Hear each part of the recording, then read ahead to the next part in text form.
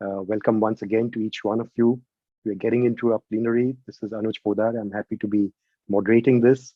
Our topic for this plenary is inclusion and exclusion in the arts.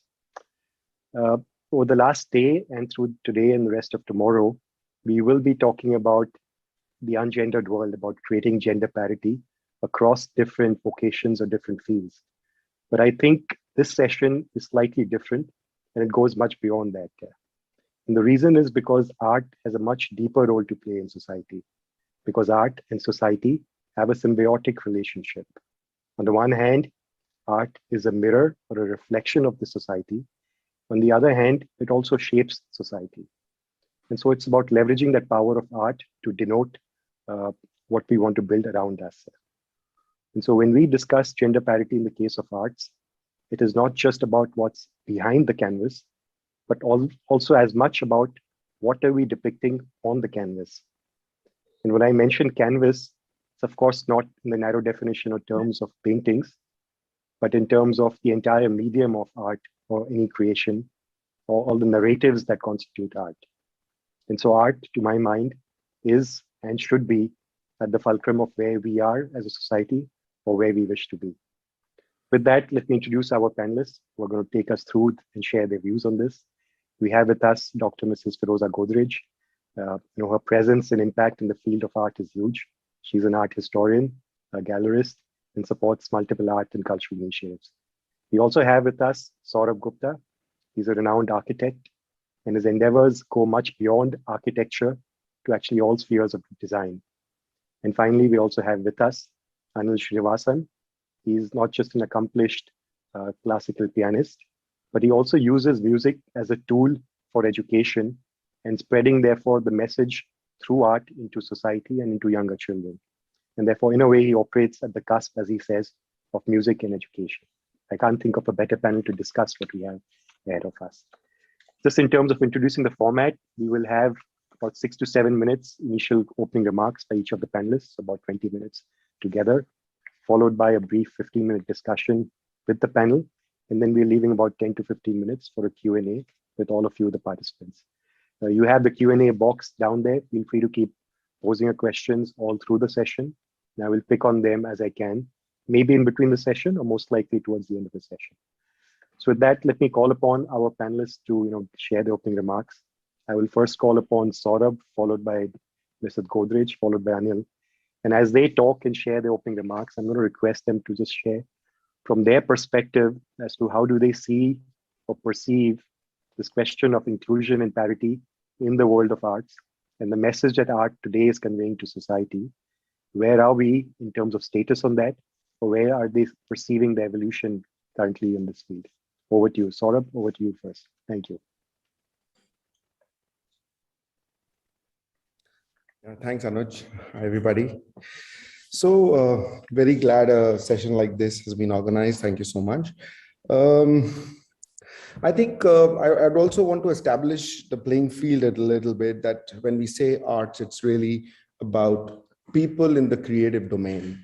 So it would span from art to architecture to design thinking to the entire philosophy of out-of-the-box thinking. And it seems to be picking pace gladly. I'm told and research that about almost 30% of the founders to new startups are design thinkers and, from the creative industry. So I think this domain of people is enlarging. And that's why I feel this really becomes a very interesting platform to educate ourselves from, because what it also does is that the creative industries are a very intense, have an obligation as well as a power to be able to represent society. When you create a work of art, when you create architecture, when you create anything, it's kind of a step towards improving a society. And it's also a reflection of a society. It's also a reflection of the mindset of a society. So once that ability or that platform is available to this domain of professionals, I feel this is a beautiful opportunity to also be forward-looking in our approach and ensuring that that responsibility towards society is understood. And I feel with this kind of a larger understanding in this field, I think it's fairly apparent that there's a lot of role to get this level playing field for everybody. I run an institute which has almost 80% females as students. So that's really the appetite that the creative industry has or the society has for women, while in my practice, it's practically down to 20%. And that in itself kind of establishes the reality of our ground, of things, that how from a possibility, a reality is kind of far away. And that's something I face every day. And that's where the whole current situation really sets in. So I think about one really needs to kind of set this as a way to think, as a way to bring out an ecosystem where the comfort, the understanding, and the reality is well embedded, that everybody is equal, everybody gets a fair share, and everybody is able to put things in perspective. Multiple solutions, multiple attempts have been made that we can discuss as we follow. But broadly, as I see our role in society and as a reality, as an ecosystem of the creative industries, I feel we should really lead this, because in today's time, the way technology and design, technology and creativity are integrating, it's very much approachable and understandable for the common world, for the common man. And so it's a very powerful tool to be able to make this work. So that's pretty much where I'd like to end the large overall argument from my perspective of how things can go, and then we take it from there. Thanks, Anuj.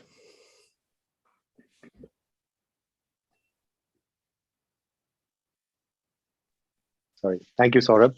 Mr. Godrej.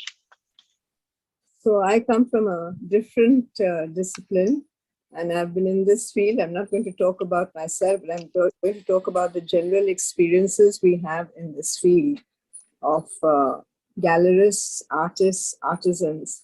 So you have one perspective looking at it from rural India, another perspective looking at it from urban India. And within urban India, you have the studio artists and the non-studio artists. In rural India, the field is really, really very, very wide, because that's where the crafts are, the origin of all our crafts. Within the crafts, if you just take the craft of textile making, the gender parity or the gender responsibility is so varied within the community, the textile community, the weavers community, or the printmakers community. It's equally divided, because some of the activity requires a feminine touch or a gentler touch. For example, if you're doing tie-dye, you have very nimble women fingers working. Whereas when you're setting up a loom, you really need the energy to put up that loom. Even to construct the loom, it's generally done by the men, and the women take over thereafter. The spindling is done by the women. If you look at pottery, another very, very basic, most basic of art forms all over the world, and the most primitive, what we find when we go for archaeological digs, is the shards, the pottery shards. To make the clay, to knead the clay is a very, very muscular job. But then to play around with the clay on a wheel or just molding it, the women come in. The decorative part is done by the women.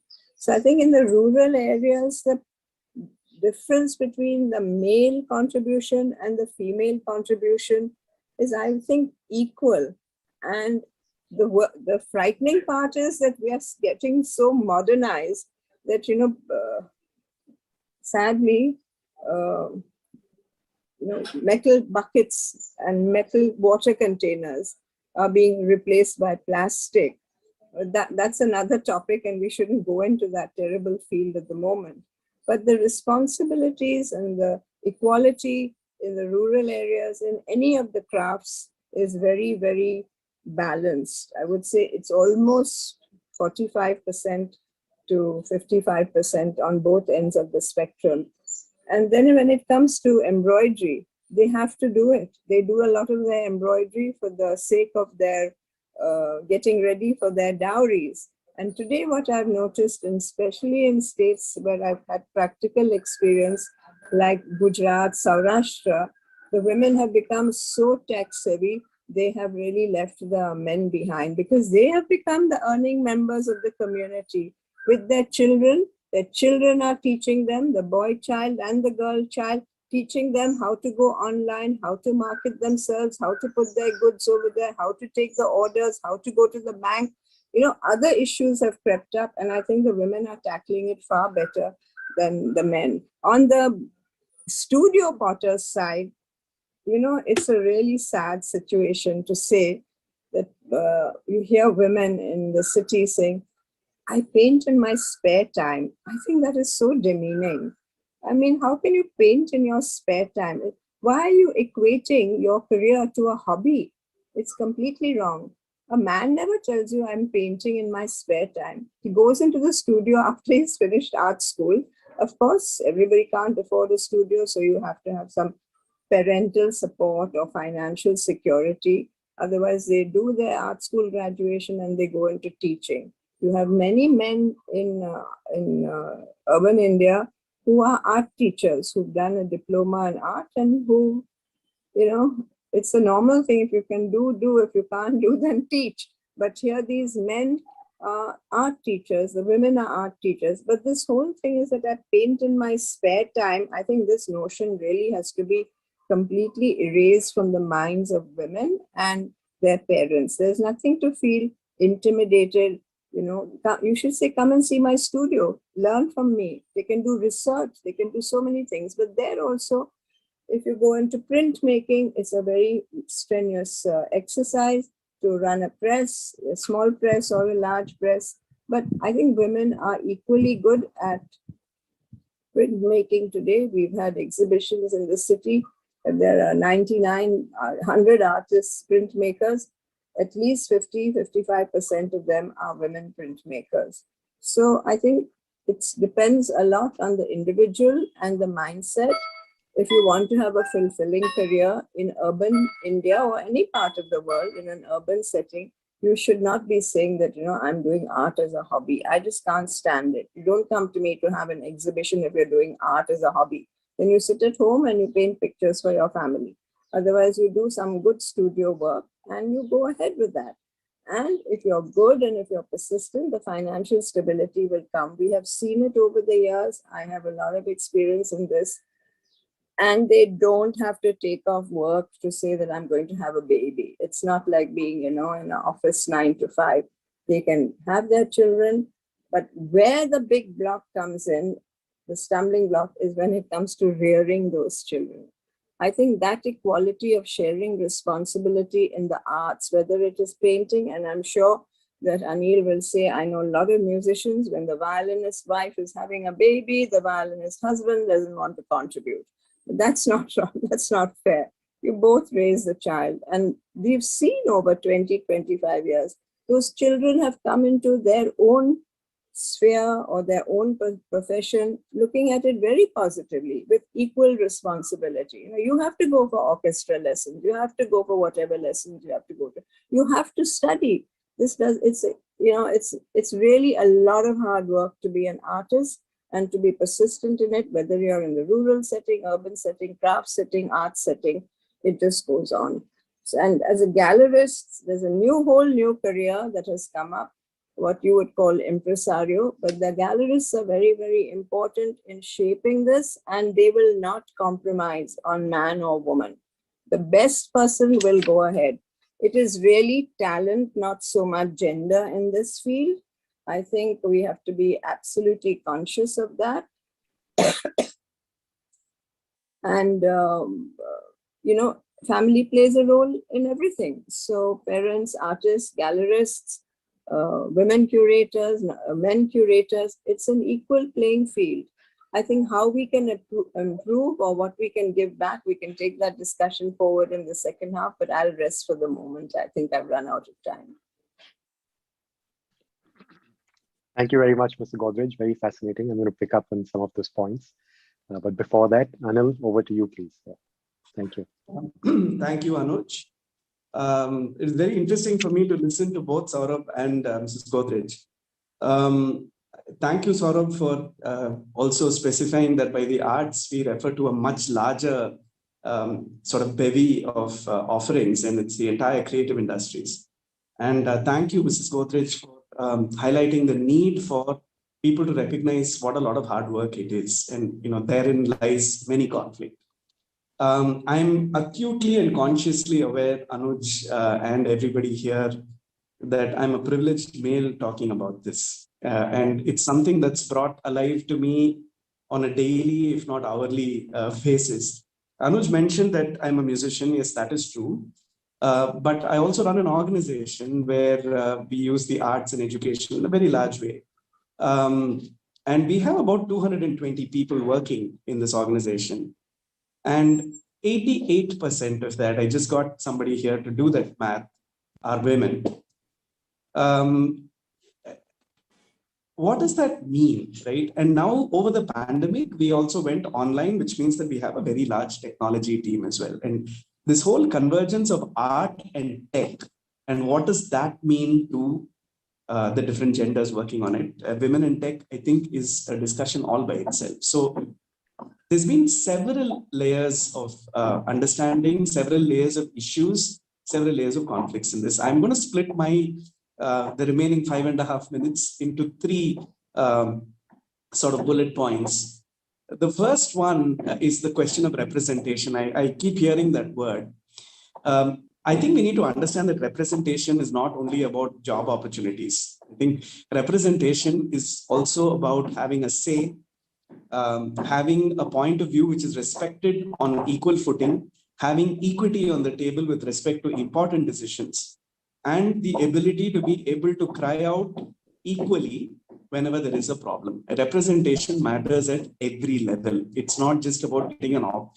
I often hear this discussion, especially in the arts, where they're saying, oh, we've employed. So I am told to shut up usually because, hey, you've employed over 170 women and 50 men. In fact, if anything, you're not an equal opportunity employer. And this is something that is told to me all the time.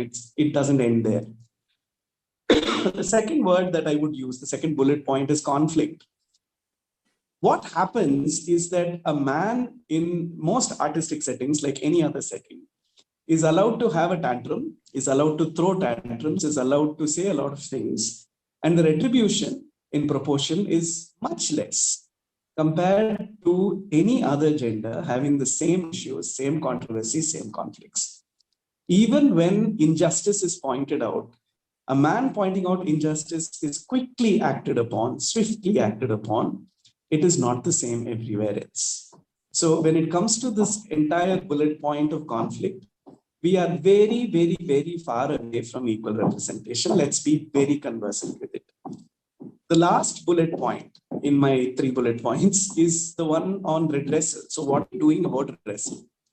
So last night, I discovered 2 things last night. One is that Anuj, like me, is a midnight owl and responds to messages even at 2 a.m. And I think the only reason we are both that is because we're very passionate about these kinds of topics. And I said, you need to be something like a manic terror if you really want to bring about change in this. Just discussing this politely amongst ourselves is not going to help. And the reason I say this is redressal can start individually. But I think as a collective, like we do in Aspen all the time, are we doing a 3-month or a 6-month or a 9-month check-in to see in our respective spheres, in our respective domains, are we really acting through on these things? And what is the change that we are bringing about? I think we need to do a lot more of it. I'm happy to say that even arts organizations today are mandated. I mean, they're organizations like, you run a registered charitable trust or you run a private limited company like anyone else.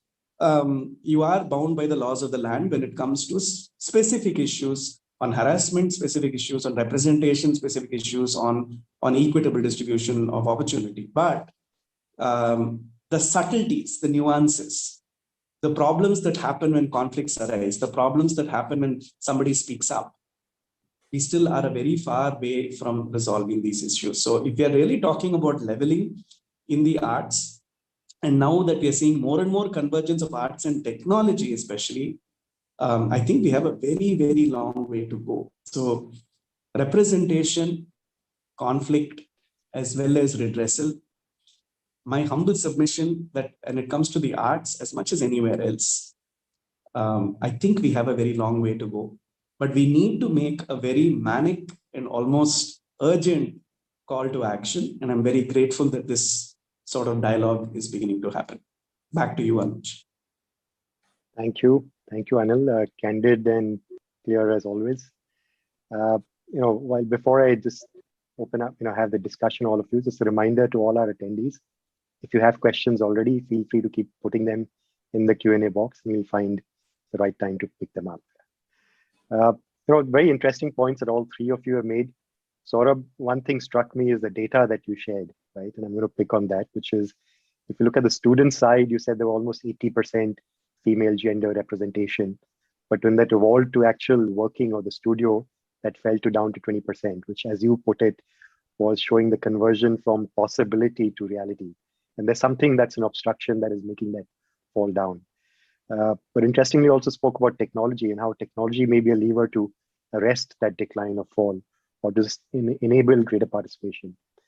Mr. Godrej, I think you almost touched upon something similarly when you spoke about rural to urban, and then you spoke about how women are becoming or are very tech savvy and now adapting to that part.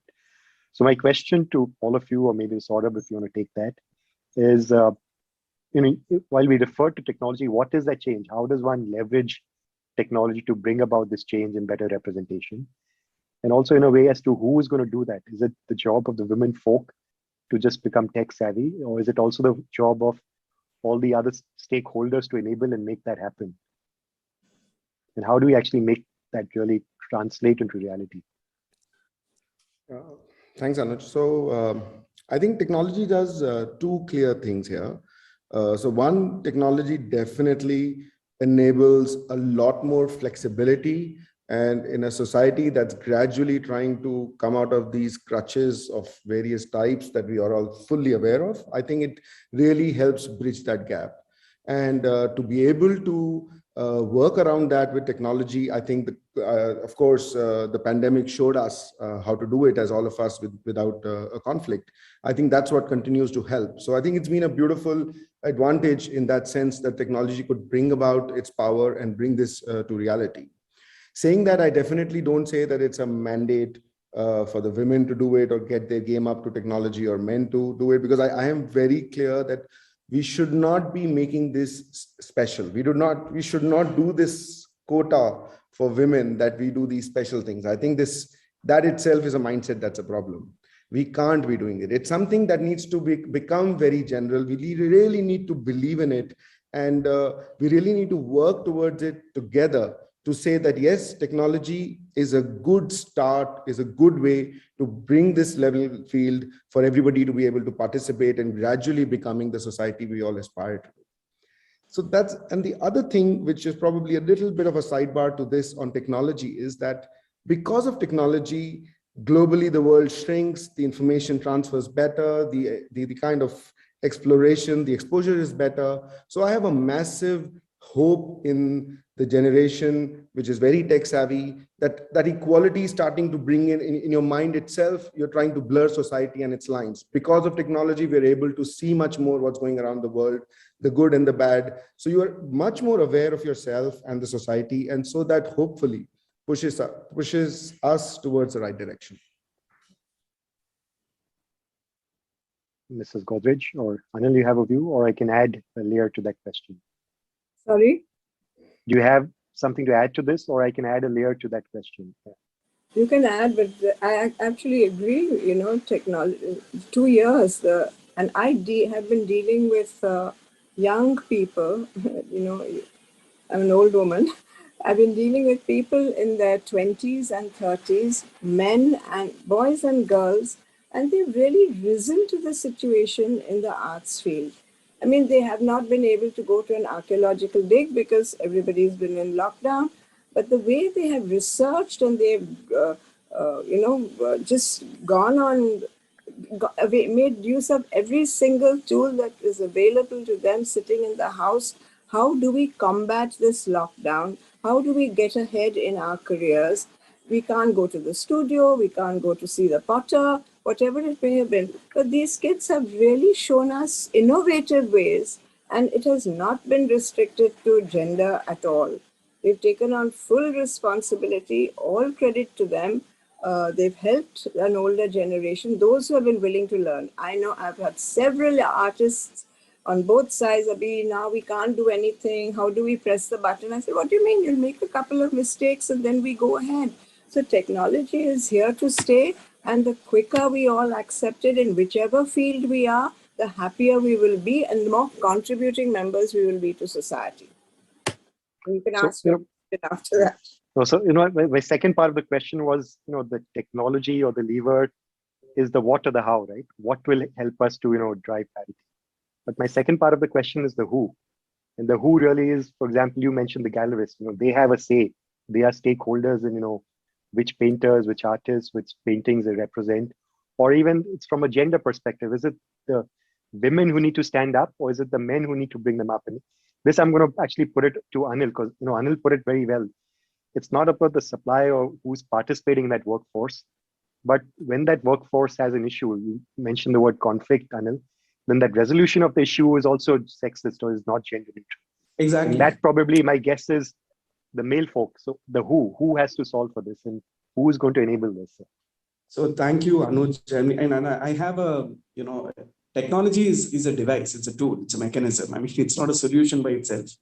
Attitudes and mindsets have to change. I'm going to go ahead and recognize the elephant in the room here, right? Which is, I represent music as a field. How many women music composers do we really talk about? How many, we talk about playback singers, and we talk about individual, excellences. But how many women technicians, how many women craftspeople are we talking about in society today? And this is not to say that they're not contributing. They're all contributing immeasurably, but they're not spoken about. They don't have a voice. I think it's high time that some of the male heroes, the male superstars. See, I also contribute to the film industry.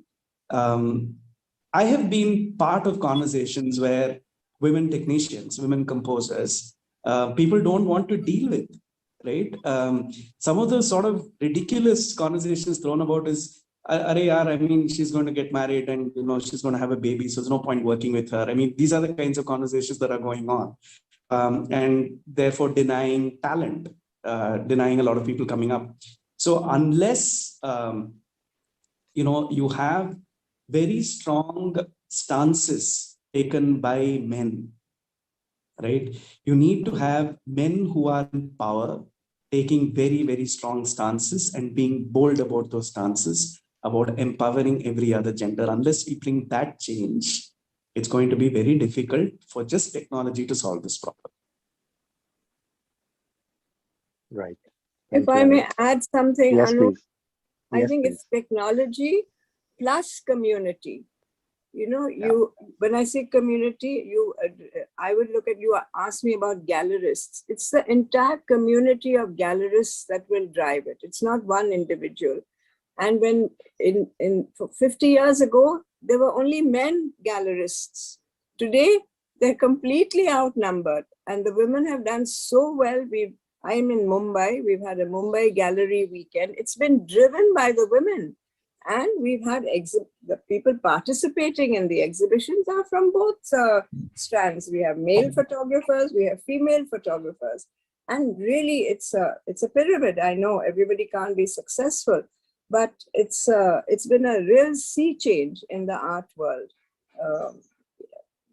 The auction houses in India are getting to it. They have very strong women, anchors, I would say, in their auction houses. But I don't think we look upon ourselves in my field. I know, Anil, you have this problem. When you said about musicians and she'll get married, I've not seen a I've not seen a film where we see the background where there is a female in the orchestra that is playing the tune. There are no women in those Hindi movie orchestras. And is it something to do with the timing? Is it because they all work through the night and it's difficult for the women to be there? Or it's just such a male-dominated field? I don't know. It's both. It's both, and it's also the fact that we haven't yet come up, Mrs. Godrej, with a very nuanced system of how to take care of technicians. So how do you pay for overtime? How do you? I mean, it gets into minute nuances, right? And in many cases, we don't have the facilities to have 2 separate restrooms. I mean, there are all kinds of ridiculous issues, which is why I said it's all very well to say technology will take care of these things, but I think you need to. How do you force, for example, a studio to make sure that there are enough facilities for other genders, right? Unless you have strong male composers or a strong male representations of the industry taking stances, this is not going to happen. That's why I said it's not just, there's no sinecure for this. There really needs to be a conscious effort of will. And unfortunately, we are also a society where in the performing arts, especially, I'm not talking for the other arts, the performing arts is dominated by, some power centers. And the power centers are mostly self-preserving. They don't want to take stances. They don't want to say things which they think will offend what is essentially their own market. So they don't say anything. They don't speak up. And therefore, we continue with the status quo. And to use the famous Bombay language, I mean, adjust ho jata hai, So we are only dealing in adjustments. We've really not come up with any solutions. Sorry, I didn't mean to block Anuj. That's No, true. no, that's fine, Anil. So I want to move ahead to yes, Sourabh, please. Just want to answer back a bit of your question, bringing that back, that who should drive it. So I think it should not be looked at a lens from whether it's the men who are driving it or the women, or is a position of hierarchy or power. I think the drive and the answer probably really lies in the younger generation. And like Mrs. Godrej said, with technology as a tool, the fact that they are so well aware, we can just provide a good ecosystem for that generation, that they don't get clamped down by these realities as much as probably we do. And they would be the right mascots and drivers. I mean, I have 2 daughters. I talk to them all the time about this, and they really don't feel it. They obviously haven't been exposed to it yet, and they're in their teens. So that's where, to me, the big hope is that these young kids can be the drivers to change in a place like this. So now I'm going to use that to move this conversation ahead, which is, so far we've been talking about the vocation side, right? The people in the profession, and how do you balance that out? But there's also the other side. Like I said, arts is an influencer to society. And I'm going to link this also to one of the questions that one of the attendees has shared. I'll just read that out, but I'll add to that question, which is, can you shed some light on how women's participation and contribution in the arts has allowed us to evolve and progress in the field of arts? And I'm going to open that up to a broader thing, that if the gender representation is balanced, or you have the women also on the creation side, and Mrs. Godrej gave, to me, very interesting examples about, how craft or how clay is molded, and there's fundamental differences in value proposition that each gender brings to that. But what does that do to the narration or the message or the art coming out of that when you have women who don't? And I'm just going to touch a little on my own experience. I used to be in the content creation space, broadcast films, etc.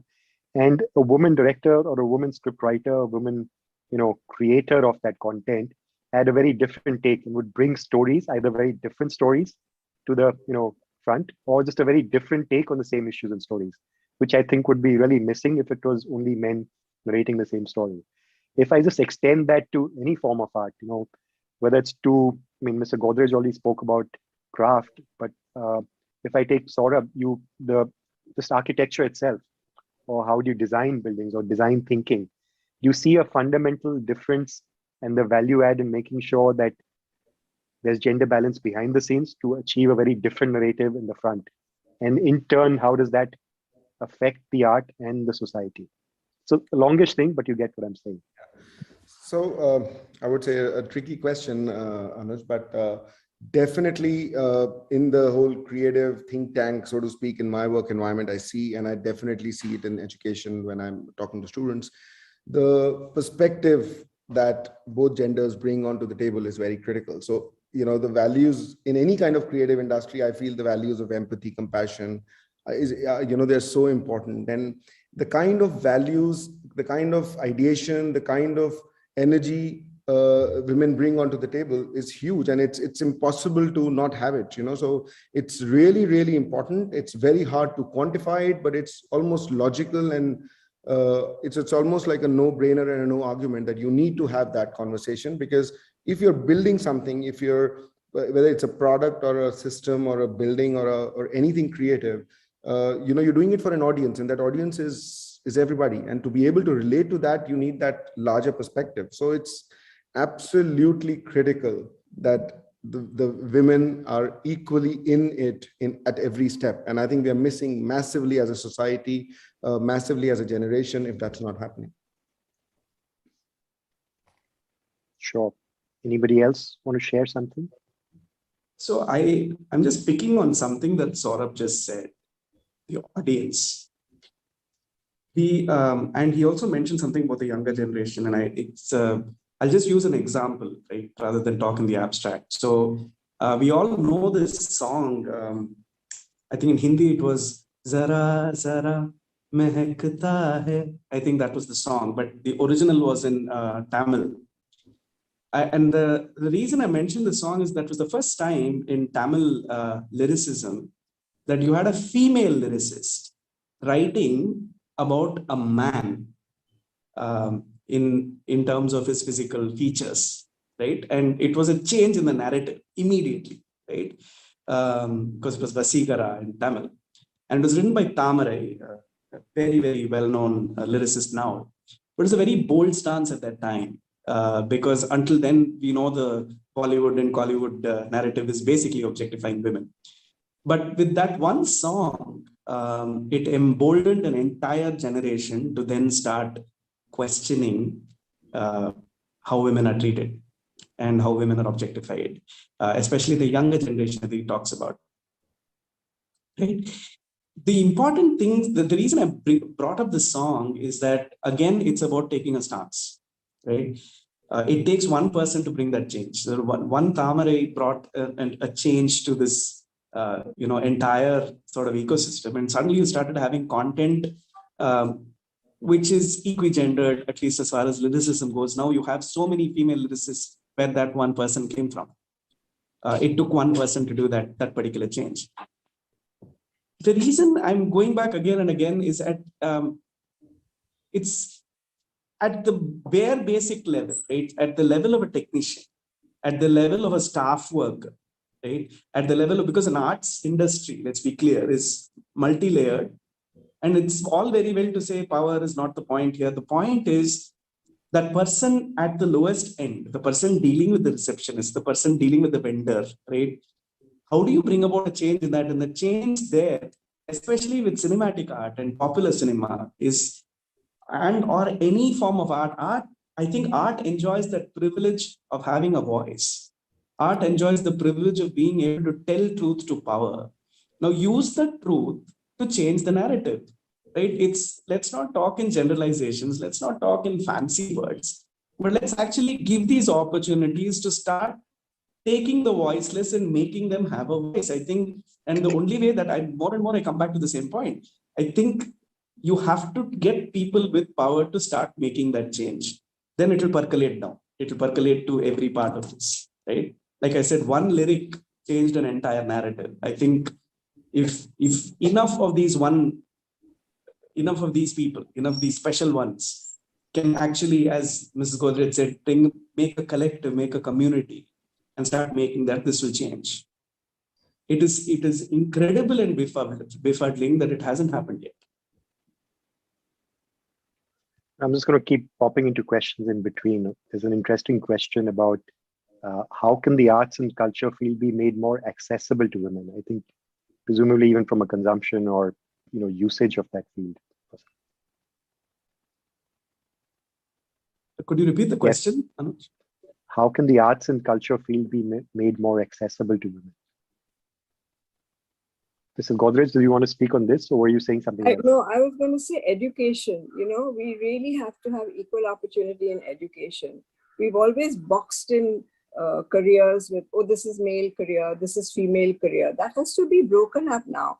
And, I'm just going to leave this thought Why are we just talking about male and female? We have a whole community of people out there who have other sexual orientations, and you have to include them. They're so creative, and you cannot say, oh, as you say, you know, the people at the top making the decision should not be so judgmental. They really need to have their own heads examined. So, you know, we really have to open up. We have to be, you have to educate. If you educate right from the beginning, from the time the child is 8 or 9 or 10, point out the differences, they'll grow up accepting those differences. And there won't be any, why is a male surgeon, we're talking about the arts, I know, but why do people feel more confident going to a male surgeon, yet they'll go to a female gynecologist? I mean, it doesn't make any sense to me. So, you know, you go for talent. So education, talent, carrying the community with you, just as you talked about representation and redressal and action, we have to look at these things not in a compartment, but collectively. Sorry for the interruption. Yeah, no, thank you. Thank you very much for bringing up that point. It's not only male and female when we're talking ungendered world. It's a far broader definition as we want to cover.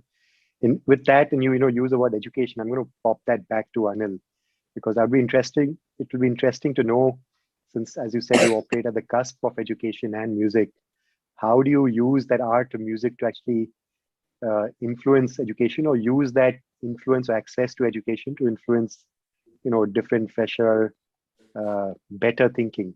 And that's to Saurabh's point. Maybe it's the next generation, it's the younger ones. If you create the right mindsets there, we are really solving for the future.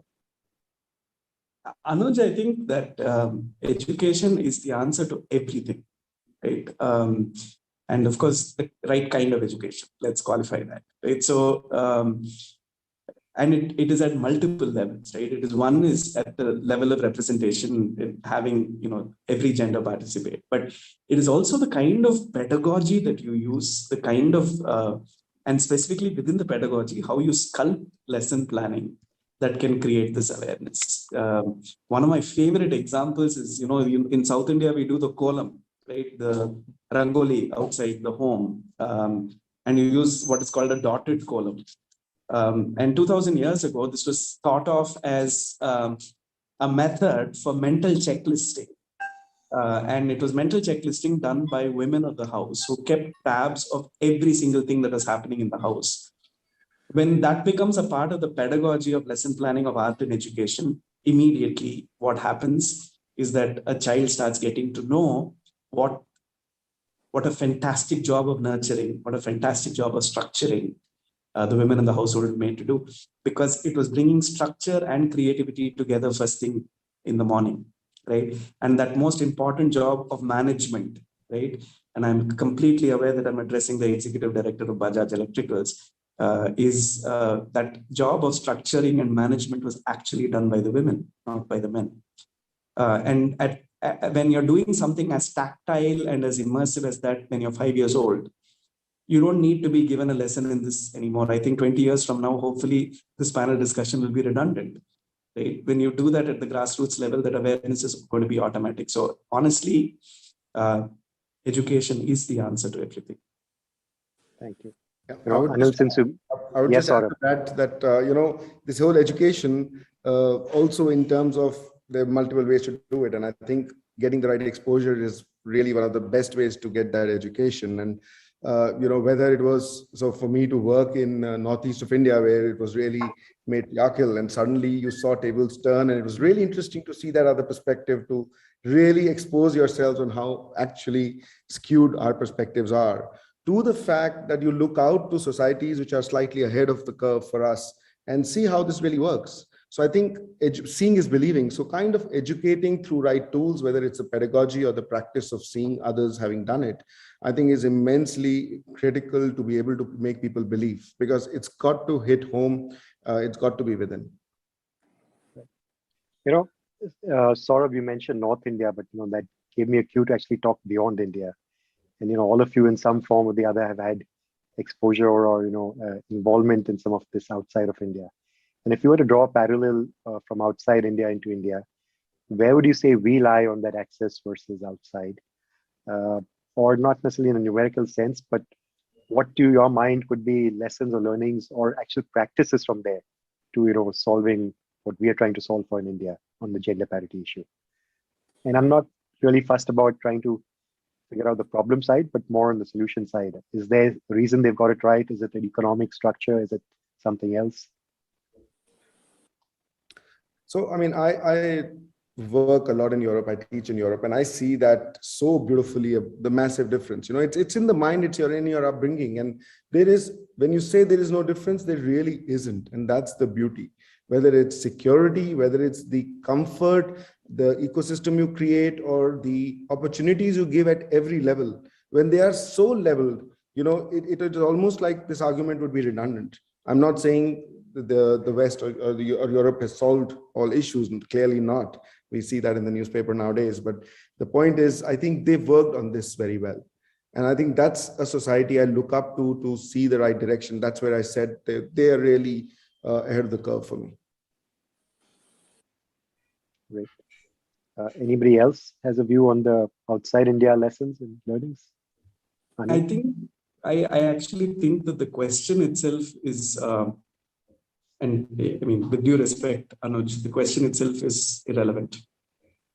I think that the globe is one community, and I think this is not a specific India-specific issue versus a non-India-specific issue. I think every community, irrespective of where they are from, should be addressing this issue equally and equitably, honestly. And I think saying we are better than so-and-so and somebody else is worse off than us is, I mean, it's silly. I mean, why are we even doing that, right? The point is that we are ahead in some things and we are clearly behind in many, many other things. So rather than get into a comparison, I would just say, let's just fix our problem. I think we need to put our house in order. Sure.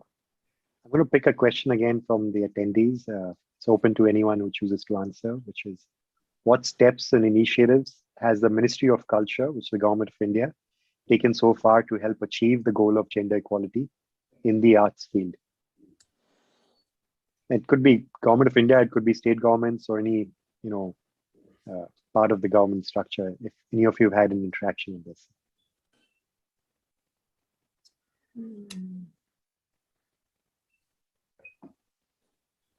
So I can take this one. Sure. There are clearly a lot of schemes in place. I don't represent the government. I'm just telling you what we've been given privy to. So there are schemes in place. There are incentives in place, for non-male hiring, etc. There are grants in aid which are always announced, especially for a charitable organization. For women empowerment, in fact, more than the Ministry of Culture, I think the Ministry of Women and Child Development has done quite a bit on this.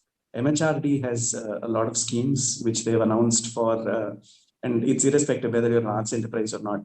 I think compared to that, the Ministry of Culture has done less, compared to what MHRD and some of the other ministries have done. But having said that, like with everything else, schemes get abused fairly quickly. I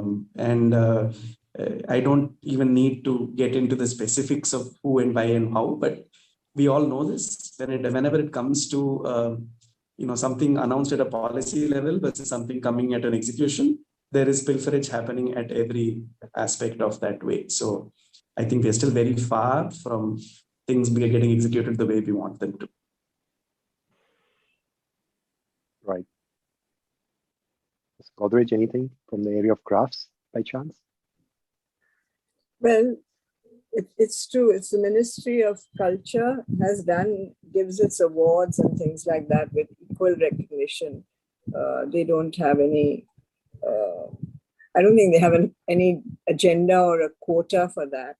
But it's a Ministry for Women and Children that has done more. I do agree with that. And I think we've had to have a ministry like that because women were just not being listened to, and we needed that official stamp, that first step on the rung. And I know that men will say, but why isn't there a ministry for men? But if you all had done your job, they wouldn't have had to have a ministry for women and children. Why? I don't know how many countries have a ministry like this, so I can't comment on that. but it's there, and it's there because we were just so neglected for so many years. And now there's more participation in parliament for women as well. It had to be done through a quota system, which was really not correct.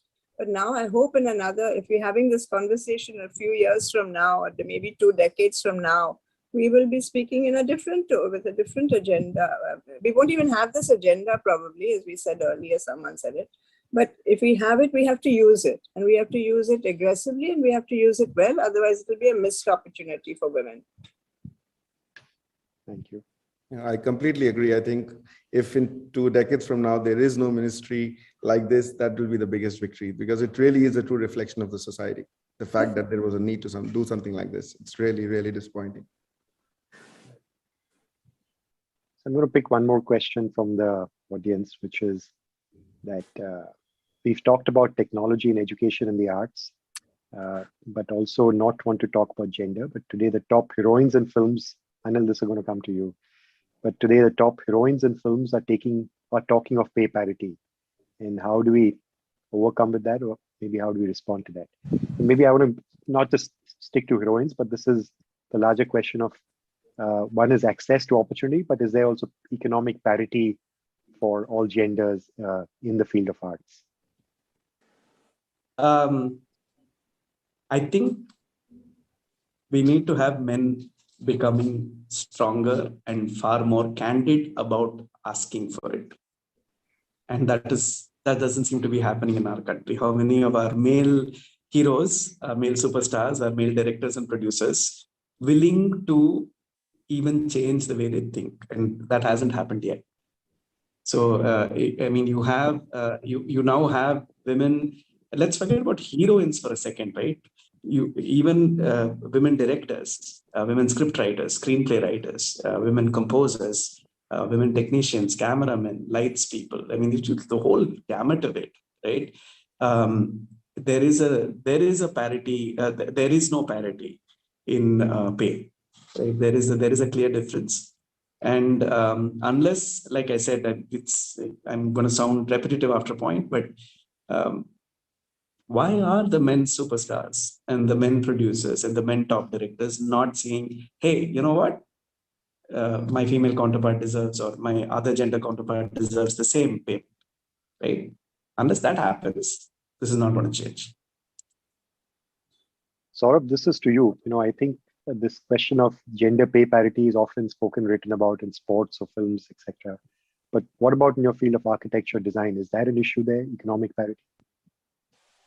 So it does happen that in the field of architecture, you rarely see an office driven alone by a lady, while you'll see couples doing it, while you do see men driving practices.